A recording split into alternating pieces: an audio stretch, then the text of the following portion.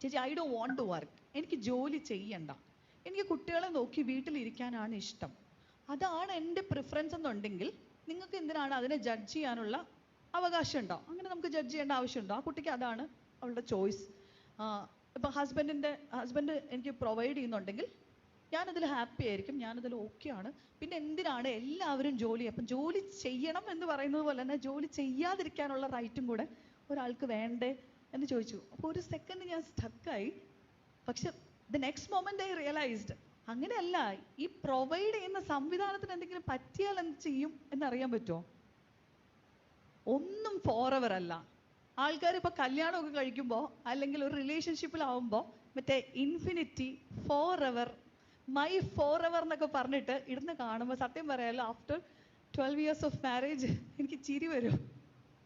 Not because എൻ്റെ marriage failure ആയതുകൊണ്ടല്ല, പക്ഷെ ഈ ഫോർ എവറിലൊന്നും ഒരു സംഭവം ഇല്ലടോ.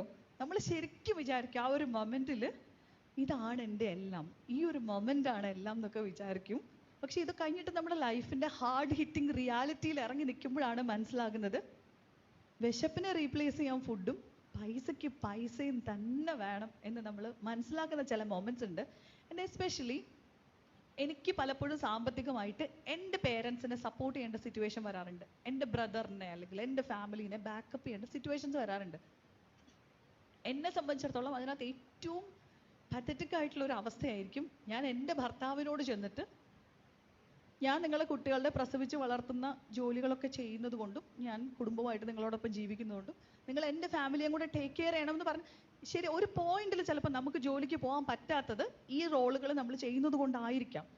പക്ഷെ എന്നാൽ പോലും നമ്മുടെ ആത്മാഭിമാനം സമ്മതിക്കില്ല. എനിക്ക് എപ്പോഴും തോന്നാറുണ്ട്, പെൺകുട്ടികൾക്ക് എപ്പോഴും ഒരു ഏർണിംഗ് ഉണ്ടാവേണ്ടതിൻ്റെ ഏറ്റവും ഒരു മേജർ കാര്യം, നമുക്ക് നാളെ നമ്മുടെ പേരൻസിന് ഒരു 500 രൂപ എടുത്ത് കൊടുക്കണം എന്നുണ്ടെങ്കിൽ അത് വേറെ ആരോടും ചോദിക്കേണ്ടി വരാറില്ല. പുരുഷന്മാരെ നമ്മൾ ആരും പഠിപ്പിക്കേണ്ട കാര്യമില്ല. ഒരു 10-22 വയസ്സാകുമ്പോഴത്തേക്കും ഒരു ജോലി വേണം എന്നുള്ളത് ആരും പറഞ്ഞു കൊടുക്കേണ്ട കാര്യമില്ല.